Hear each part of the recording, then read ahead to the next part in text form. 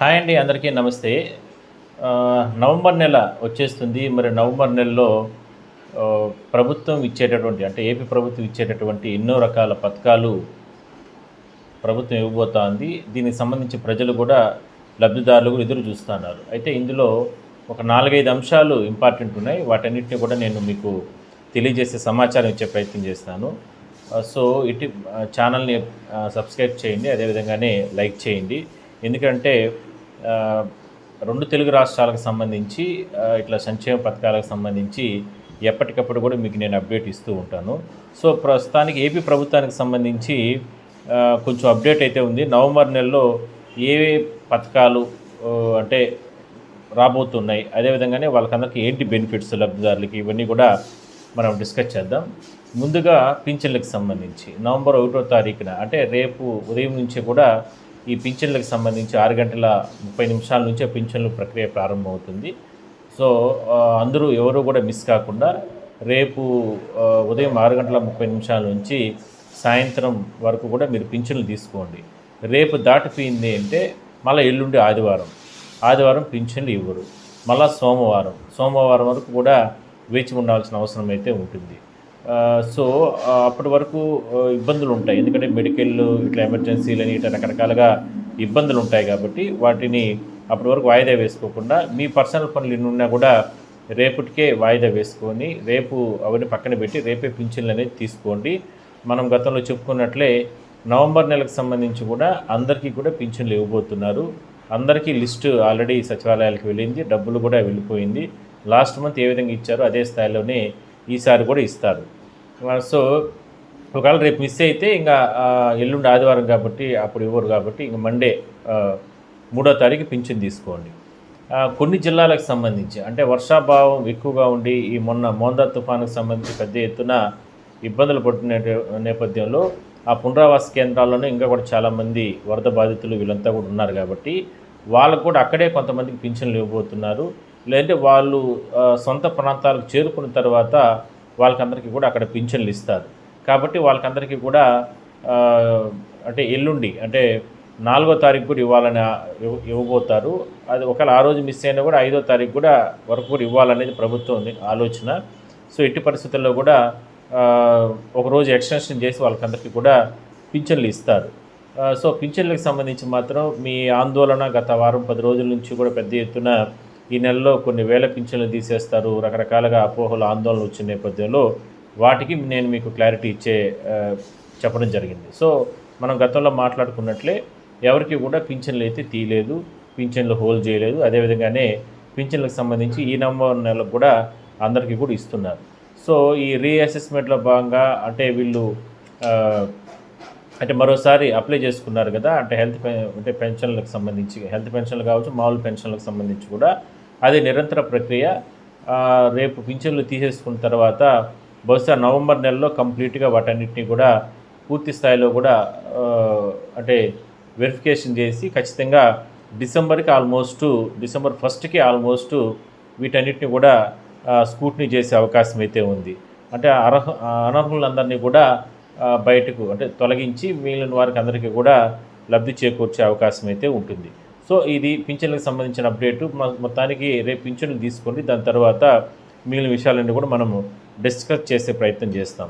Next వచ్చి ఇంకా November నెలలో వచ్చేటటువంటిది అన్నదాత సుఖీభవ అనేటటువంటి పథకానికి సంబంధించి కూడా సెకండ్ పేమెంటు వచ్చే అవకాశం అయితే ఉంది. 9-10 తారీఖుల్లో ఆ 2-3 రోజుల్లోనే ఈ సెకండ్ పేమెంట్ కూడా విడుదలయ్యే అవకాశం అయితే ఉంది. అయితే ఇందులో ఈసారి మాత్రం కౌలు రైతులకు కూడా ఇవ్వబోతున్నారు. కౌలు రైతులకి సపరేట్గా ఒక యాప్ అనేది డిజైన్ చేసి దాని ద్వారా వాళ్ళని ఇప్పటికే ఐడెంటిఫికేషన్ చేసినట్టు తెలుస్తూ ఉంది. సో వాళ్ళకందరికీ కూడా ఈసారి 10,000 రూపాయలు కౌలు రైతులకు కూడా ఇవ్వాలనేది ప్రభుత్వ ఆలోచన. దాని ప్రకారం వాళ్ళు కూడా సపరేట్గా అకౌంట్ ఓపెన్ చేసి వాళ్ళకందరికీ కూడా ఇవ్వబోతున్నారు. అంటే ఈ నెలలో 9, 10, 11 లేదంటే ఈ 15వ తారీఖు లోపల ఆల్మోస్ట్ ఈ సెకండ్ పేమెంట్ అన్నదాత సుఖీభవకు సంబంధించి కూడా డబ్బులన్నీ కూడా వాళ్ళ అకౌంట్లో రైతుల ఖాతాల్లో కావచ్చు, కౌలు రైతుల ఖాతాలకు పడిపోతాయి. నెక్స్ట్ వచ్చి పిఎం కిసాన్ నిధులకు సంబంధించి కూడా ఇప్పుడు మనకు 21 సంబంధించినటువంటి నిధులు విడుదలవుతున్నాయి.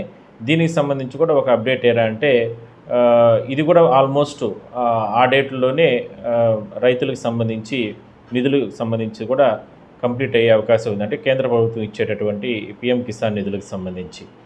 నెక్స్ట్ వచ్చి ఇంక మనకు బిగ్ అప్డేట్ ఏంటంటే మొన్న ఈ మధ్య కాలంలో వర్క్ ఫ్రమ్ హోమ్ కింద చాలామంది వేలాది మంది వాళ్ళ అంటే గ్రామ సచివాలయాల ద్వారా ఉద్యోగాలు లేక ఇంటి వద్దనే ఉన్నటువంటి యువతీ యువకులు చదువుకున్న వాళ్ళు అప్లై చేసుకోవడం జరిగింది.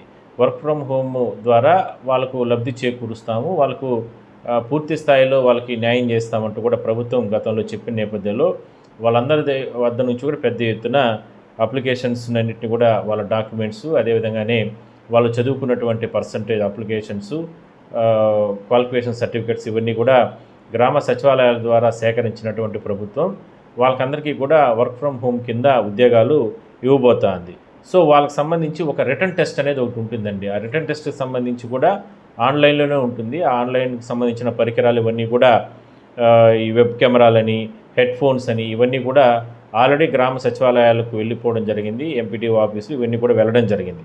సో అతి త్వరలోనే దానికి ఒక డేట్ ఫిక్స్ చేసి అది కూడా నవంబర్ నెలలోనే వాళ్ళకందరికీ కూడా ఈ వర్క్ ఫ్రమ్ హోమ్ కింద జాబ్కు అప్లై చేసుకున్న వాళ్ళకందరికీ కూడా అవకాశం కల్పిస్తారు. సో నెక్స్ట్ వాళ్ళకు అంటే పెద్దగా దాంట్లో ఏం పెద్ద అంటే ప్రెజర్ చేసేటువంటి ప్రశ్నలంతా ఏముండవు. జస్ట్ జనరల్ నాలెడ్జ్ క్వశ్చన్లే ఉంటాయి.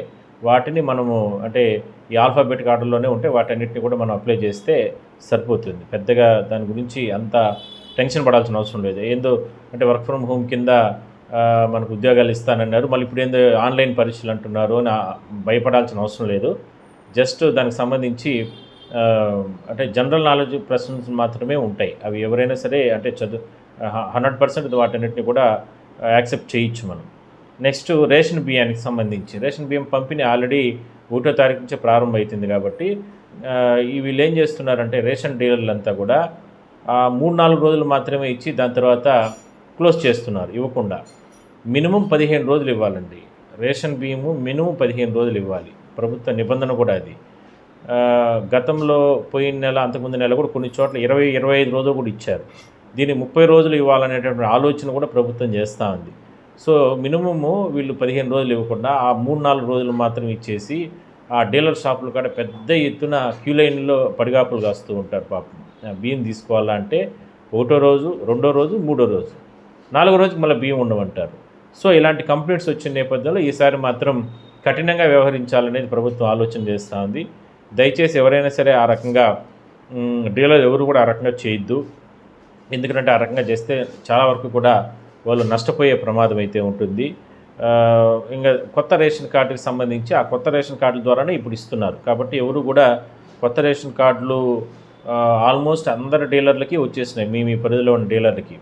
ఒకవేళ రాకపోతే మీకు సంబంధించిన సచివాలయాల వద్దకు వెళ్ళి అక్కడ కొత్త రేషన్ కార్డుకి సంబంధించింది కూడా మీకు అక్కడ వచ్చుంటాయి, అక్కడ తీసుకోండి. లేదంటే ఏంటి ప్రాబ్లము అక్కడ మీ ఫోన్ నెంబర్ కానీ మీ ఆధార్ కార్డులు ఇవన్నీ చెప్తే అంటే మీ పాత ఉన్నటువంటి రేషన్ కార్డు డీటెయిల్స్ చెప్తే కూడా వాళ్ళు కంప్లీట్గా మీకు చెప్పేస్తారు ఎందుకు రాలేదు ఏంటనేది కూడా. ఒకవేళ వచ్చుంటే ఎక్కడైనా మిస్ అయ్యింటే ఎవరు డీలర్కి వెళ్ళింది ఆ డీలర్ నెంబర్ కూడా ఇస్తారు.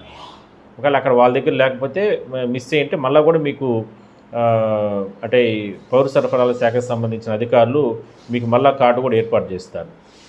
కాబట్టి కొత్త రేషన్ కార్డు కూడా తీసి పెట్టుకోండి. ఆ కొత్త రేషన్ కార్డులు తీసుకున్న తర్వాత ఎందుకంటే ఒరిజినల్ కార్డు ఎత్తుకొని రేషన్కి వెళ్తూ ఉంటారు, అక్కడ మిస్ అవుతూ ఉంటాయి. కాబట్టి దాన్ని ఒక కలర్ జిరాక్సో లేదంటే కార్డ్ టైప్ ప్లాస్టిక్ కార్డ్ టైప్లోనే ఒకటి చేయించి పెట్టుకోండి రేషన్కి. ఎందుకంటే పెద్దలు వాళ్ళు వెళ్తూ ఉంటారు, పిల్లలు వెళ్తూ ఉంటారు, టక్కన ఎక్కడైనా పడిపోయింది అనుకో మళ్ళీ రేషన్ కార్డు మీకు మిస్ అవుతుంది. కాబట్టి ముందుగానే వాటిని కూడా ఏర్పాటు చేసుకోండి.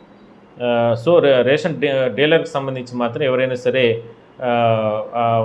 వారం 10 రోజులు 15 రోజులు ఇవ్వకపోతే మిమ్మల్ని ఇబ్బందులు పెడితే ఖచ్చితంగా ప్రభుత్వానికి కంప్లైంట్ చేయొచ్చు. టోల్ ఫ్రీ నెంబర్ కూడా కంప్లైంట్ చేయొచ్చు అనేది ప్రభుత్వం చెప్తుంది.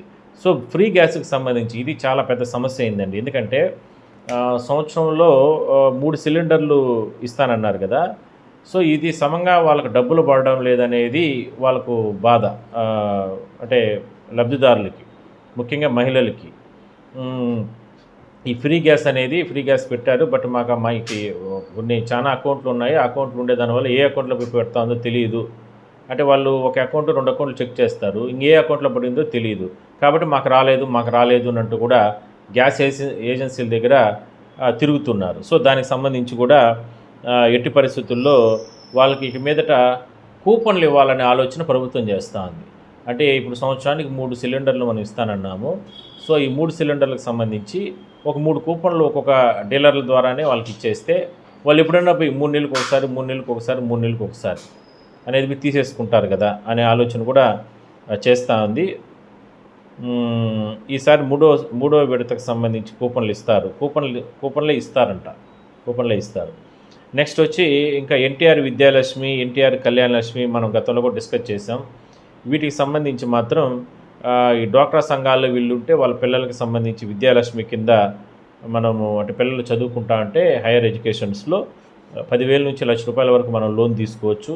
అదేవిధంగానే వాళ్ళు దానికి సంబంధించి చాలా తక్కువ ఇంట్రెస్ట్ ఉంటుంది. మహా అంటే ఒక 20-25 పైసలు మాత్రమే ఉంటుంది. బయట ప్రాంతాల్లో ₹2, ₹3 వడ్డీలు తీసుకొని పిల్లలు చదివించి ఇబ్బందులు పడేదానికంటే ఈ రకంగా విద్యాలక్ష్మి కింద లోన్స్ తీసుకొని హ్యాపీగా పిల్లల్ని చదివించుకోవచ్చు. అదేవిధంగానే ఈ కళ్యాణ లక్ష్మికి సంబంధించి పిల్లలకు సంబంధించి ఆడకూతురు ఎవరైనా ఉంటే వాళ్ళు పెళ్లి చేసుకోవడానికి ఇబ్బందులు పడుతూ ఉంటే ఈ రకంగా కూడా లోన్స్ అంటే డ్వాక్రా గ్రూపుల్లో ఉండాలి.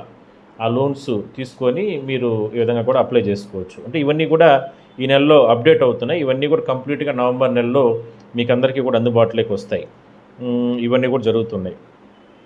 సో ఇవి నవంబర్ నెలలో మీకు అందరికీ కూడా అతి దగ్గరలో ఈ ఉన్నటువంటి ఇష్యూ అంటే ఏపీ ప్రభుత్వానికి సంబంధించి ప్రభుత్వ పథకాలు ఎవరు కూడా మీరు మిస్ చేసుకోబాకండి. ఎందుకంటే ఇలాంటి మంచి పథకాలని కొనసాగించుకోండి.